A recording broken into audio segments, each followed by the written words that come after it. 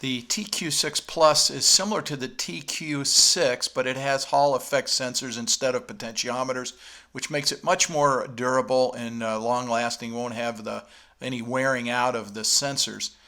Very strong levers, all metal construction. You can see also has detents for the throttle, the prop, and the mixture control. Adjustments for tension on all the control levers, a single USB connection. This thing is built very solid, not cheap, but a very nice unit. And I'd like to tell you a little bit more about it as we take a look at how it is in operation.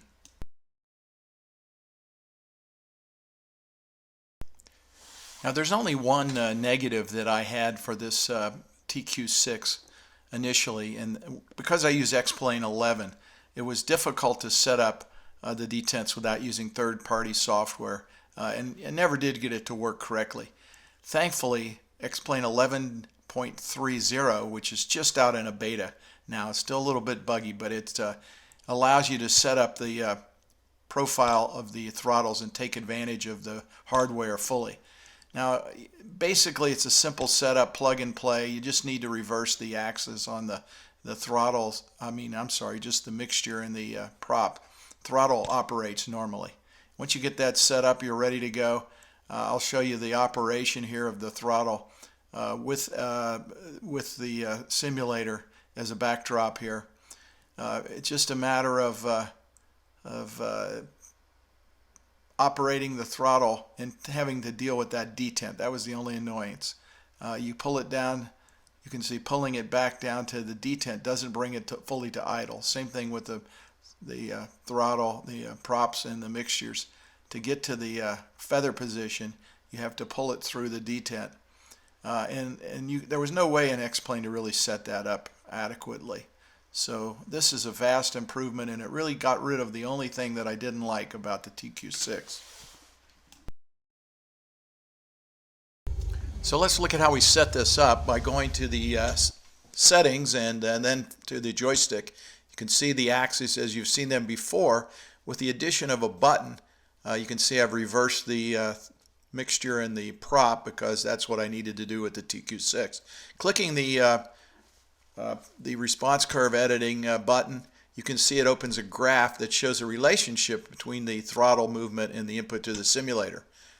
Let's clear that so you can see what it looks like without being edited. And you can see it shows a line from 0 up to 1, vertical scale being the movement, the input to the simulator, and the horizontal being the position of the throttle.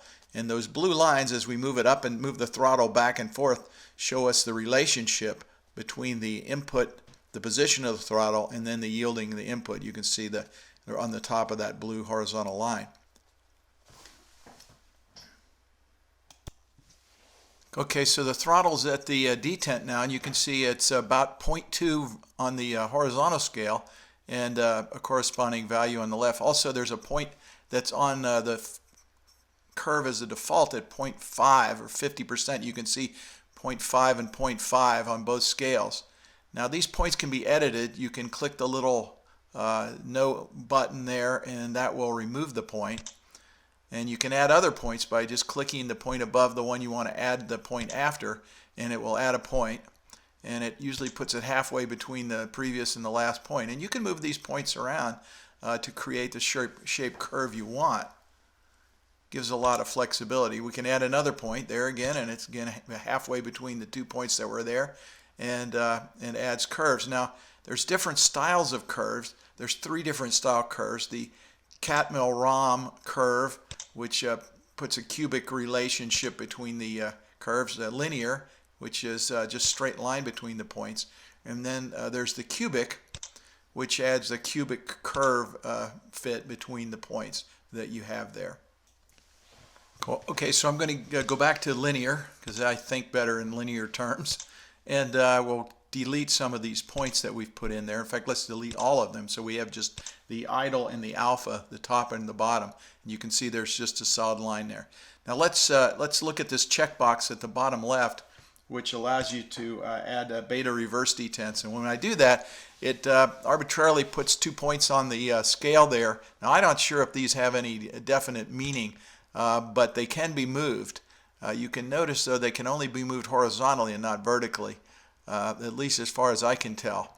And they allow you to adjust the reverse range and the beta range. Now, if we set the throttle at 0.2, we can move that crossover point between beta and reverse to right to that point, or we can move the forward thrust point, and we can line those up. But you can see the at 0.2, which is about the throttle position, when we have that thing set to the detent, you can see the blue lines there. We can have that set up. We can get rid of this extra point or adjust that any way we want and create some kind of relationship. Let's get rid of that extra point. And now we have a scale where it'll go back to when the throttle gets back to the point where we would have the 0.2 point, then it would begin the reverse range. And we can adjust that a little bit so that it doesn't occur before the 0 point there. So that's just a basic idea. Let's save that.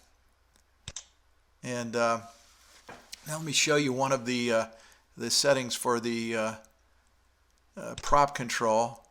Edit to response curve. I've zeroed that out. Here again, now we got a blank slate, and you can see it looks pretty much the same. But you'll notice, since it has reversed, the detent's right there, and you can see it's at 80, so it's reversed. I hope that in the future they're going to have this, when the reverse thing is attached, it'll reverse the movement of the blue lines so that they look the same.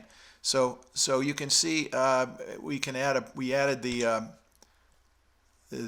prop feather point, cutoff point, the feather point, and that can be set wherever we want. Now, since it's 0.8, we have to go to the other end of the scale, would be 0.2. A little confusing. You got to set the detents on one end and use the throttle on the other, and realize that it's really 1 minus that value. So 1 minus 0.8 would be 0.2.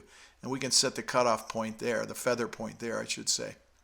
And we can set the values, but I think you'll see we can't set the vertical value for that cutoff point. We can only set the horizontal, and when we select it, it puts it on that curve. So there may be something I'm missing here. Like I said, this is a brand new version. It was just out with not any real documentation, so I've just been experimenting with it for a while, trying to figure it out. But you can see there's the detent point, 0.8, and that takes care of that. Now let's go on to the next one, which is the mixture, and it works exactly the same way. It does have a cutoff point that you can select in the bottom left there, and this is the way it was set up. Again, it's reversed, so there's the throttle in the detent, and it's up at 0.8, and we have to set the curve down here at the bottom. So I'm hoping this is just either a bug or they're going to add it should, when you click that reverse button, those blue lines should move opposite from the way they're moving now. Anyway, here we go. Let's save that, and we'll go ahead and see how this all works. So flying the Baron here near Seattle, let's secure this engine and then restart it using the TQ6. First, the throttle back to the idle detent,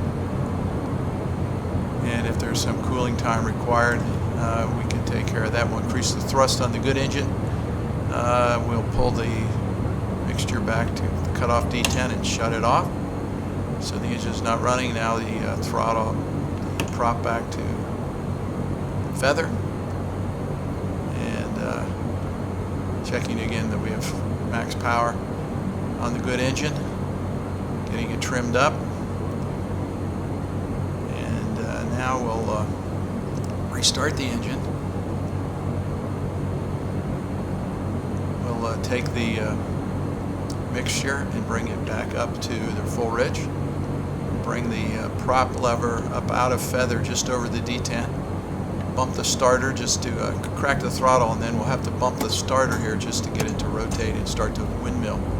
Once it's windmilling and we have the engine running, EGT rise, then we'll just kind of increase the prop back to full pitch. We put that at low RPM so that it won't overspeed when we start the engine, and then we take the power back into full, regaining a little lost airspeed, and then come back on the power to cruise levels once we get the speed back.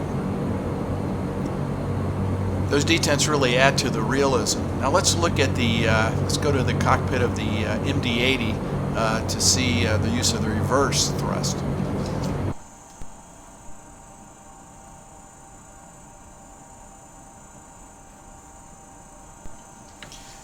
Each throttle can be operated separately. Look, as I take it into reverse through the detent, the reverse operates, the reverse is modulated. Again, there's the other, both reversers. So you can use differential reverse. If you have an engine out, you can land with single reversers, so it's very realistic.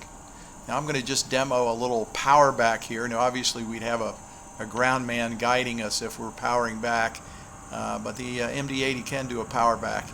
And we'll just modulate the power. As you can see, you can change the amount of thrust.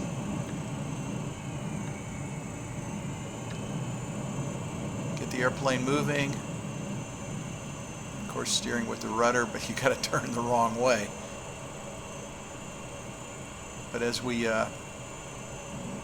continue back, you can see modulated reverse thrust, which is very realistic and really enhances the sim experience.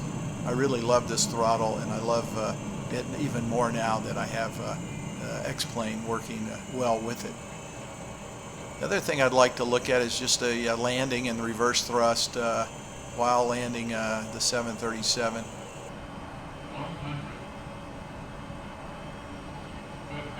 We're wiping it clean. Little balloon there, okay.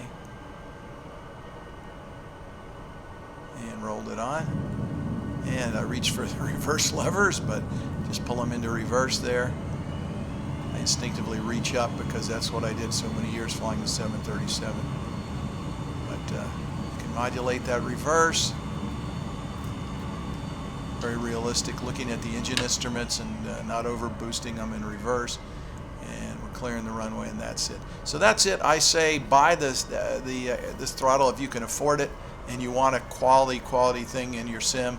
There's lots of other options, but if you really want to build a really great simulator, I highly recommend this TQ6 Plus from VirtualFly.